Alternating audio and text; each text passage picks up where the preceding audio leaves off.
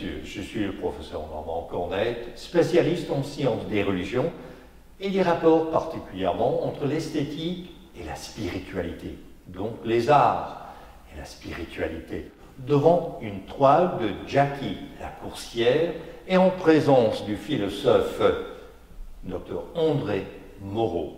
Merci d'avoir accepté notre invitation. Le plaisir est pour moi.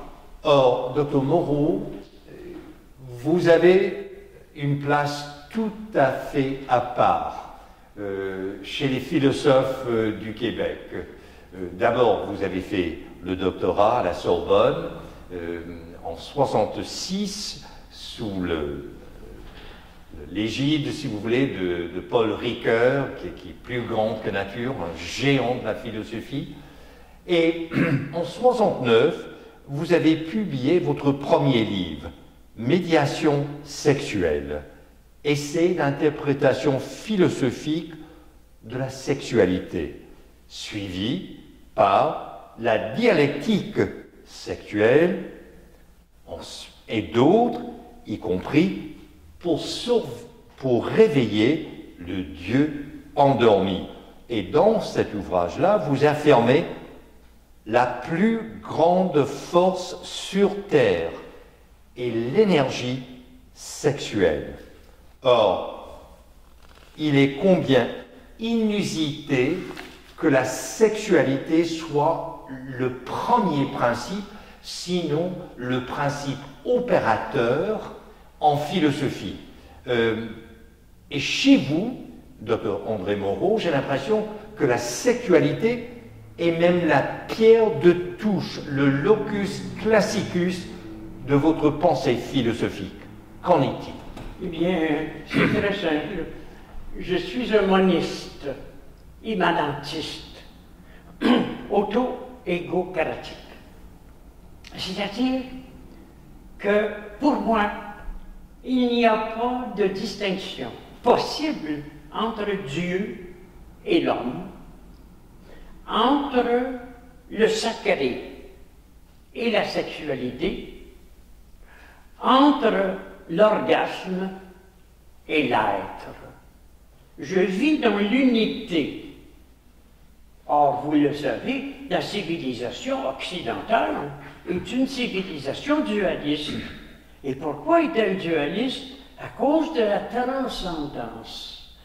Transcendance de Dieu, transcendance de la matière, transcendance de l'inconscient. Alors que pour moi, qui suis un immanentiste, la transcendance n'est qu'un domaine restreint. Car, comme vous le savez, mes études sur Berkeley sont allées dans le sens de ce que je préconisais déjà. La matière n'existe pas. Lors d'une récente visite à Paris, où j'ai été amené à dialoguer pendant 3 heures avec le professeur Jean-Pierre Garnier-Mallet, qui est 3 fois docteur en sciences, nous avons parlé de la mécanique quantique. Et il me disait que cette science rejoignait l'immatérialisme. Je lui ai répondu, à peine, car les quantas de lumière sont de la matière miniaturisée, alors que ce que je vous propose, c'est une vision du monde sans matière. Il a été surpris, mais il a entériné ma position. C'était la première fois qu'un grand savant échangeait avec moi, et quand mon éditeur, M. Jean Rivin, est allé le voir à la fin de l'exposé, 3 heures, c'est long, il lui a dit « Comment avez-vous trouvé André Moreau ?» Il a dit « C'est super !» Il dit « Il ne s'oublie jamais. » En effet, je ne m'oublie pas. Quand sélection du Reader's Digest a voulu sortir une phrase de ma philosophie. Ils ont sorti une phrase qui dénote très bien comment je pense. Et cette phrase, c'était celle-ci. Se connaître, c'est bien. S'inventer, c'est mieux. Quel est donc le principe de cette invention? Lorsque l'on ne fait plus de distinction entre Dieu et l'homme, c'est un principe théurgique. Et je vous recommande la lecture de mon court traité de théurgie, où tout ce qui se donne à connaître dans le monde, c'est notre conscience propre qui nous le donne à connaître. Il y a donc, dans mon attitude spirituelle, philosophique et humaine, un élément que je pourrais appeler le refus de l'engagement, le refus des responsabilités, le refus d'une morale qui nous oblige. Il y a dans mon attitude comme une volonté de se permettre d'être. Et laissez-moi ici vous dire quel est le principe fondamental de ma philosophie. Il n'y a d'autre Dieu que notre être profond, mais c'est un Dieu endormi et nous devons l'éveiller. D'où le titre de mon livre, Pour réveiller le Dieu endormi. Il y a un autre point de vue. Je disais à ma compagne et artiste et romancière, Jackie Lacourcière, qui pensait devoir s'améliorer dans son art pictural avec le temps. La question n'est pas de s'améliorer. La question est d'être au sommet tout de suite. Aucun apprentissage. Tout est dans le domaine de la création de soi-même. Sans effort, car l'effort est le signe de l'erreur. Sans contrôle, car il faut se laisser être. Et sans opposition entre la sexualité et la spiritualité, car au cœur de la sexualité, il y a ce que les stoïciens grecs de l'Antiquité appelaient le logos spermatikos. Mais attention ici, je fais aussi une énorme place aux femmes, car les femmes, dans leur étreinte amoureuse, sont capables de transmettre à l'homme le logos hystérikos. Vous savez que hystérikos en grec signifie utérus, que l'utérus est une ouverture et que cette ouverture permet de laisser être. Donc, plus de contrôle, mais le laisser être de notre être par une audace sans préjugés, sans contrainte, et toujours dans l'idée d'un combat avec la banalité. Alors, Dr André Moreau, vous soulevez tant de questions dans mon esprit. Nous allons nous reprendre, j'espère. Oui, mais dans un premier temps, j'aimerais revenir sur Berkeley et le matérialisme ou l'immatérialisme. Berkeley qui est en fait précurseur de Merleau-Ponty, qui disait chaque perception est une interprétation. Et d'ailleurs, Merleau-Ponty et bien d'autres philosophes ont eu recours à la pensée de George Berkeley. Même s'il il est né en 1685, donc, et ces années charnières étaient le tout début du XVIIIe siècle. Donc là, on prépare l'âge des Lumières. Mais Berkeley, en pensant à Berkeley et Merleau-Ponty, Berkeley disait, comme dans cette toile de Jackie la coursière, le commun des mortels va dire, mais c'est une toile, c'est un cadre, il y a du pigment, c'est un objet, c'est en forme de rectangle, alors que Berkeley disait non. Quand on regarde, et d'ailleurs c'était un grand théoricien de la vue, de la vision, de l'optique, il disait non, en fait, il ne s'agit pas d'un objet, mais de ce que vous percevez comme lumière et couleur. Est-ce que vous pourriez élaborer un petit peu sur le rapport entre l'objet et, dans le cas de la toile de Jackie la coursière, lumière et couleur? Eh bien, cela ne peut se faire qu'en se rappelant que Berkeley était un croyant à une époque où le matérialisme commençait à prendre beaucoup de place en philosophie.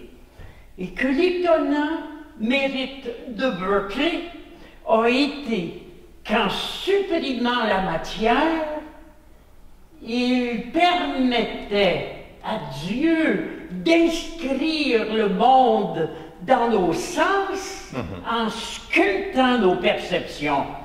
Berkeley se trouvait à se servir de Dieu comme principe épistémologique définissant notre rapport au monde, sauf que ce monde, comme représentation, était un monde dans l'esprit. L'originalité de ma démarche, qui ne suis pas un croyant, comme Berkeley l'était, mais qui ne niera jamais ce qui est fondamental dans la vie, ça a été de croire qu'il y avait au fond de la conscience un horizon qui, au moment où nous recevions les sensations, les recevait en vertu d'une finitude que je vais vous expliquer comment je l'ai compris, très sommairement. J'étais au deuxième étage d'une maison dont la fenêtre donnait sur la rue. Il y avait une petite fille qui lançait sa balle vers le haut. Et moi, je voyais arriver la balle, mais la faiblesse de son bras, ce n'était qu'un enfant, faisait que la balle qui arrivait au niveau du deuxième étage commençait à ralentir et qu'à un moment donné, elle s'arrêtait. Et la petite fille a dit à sa mère, « Maman, regarde, ma balle a frappé le plafond du ciel. » Je me suis dit, voilà l'immatérialisme. Là où les gens croient qu'il y a un monde matériel, il n'y a qu'une limite de nos constitutions sensibles.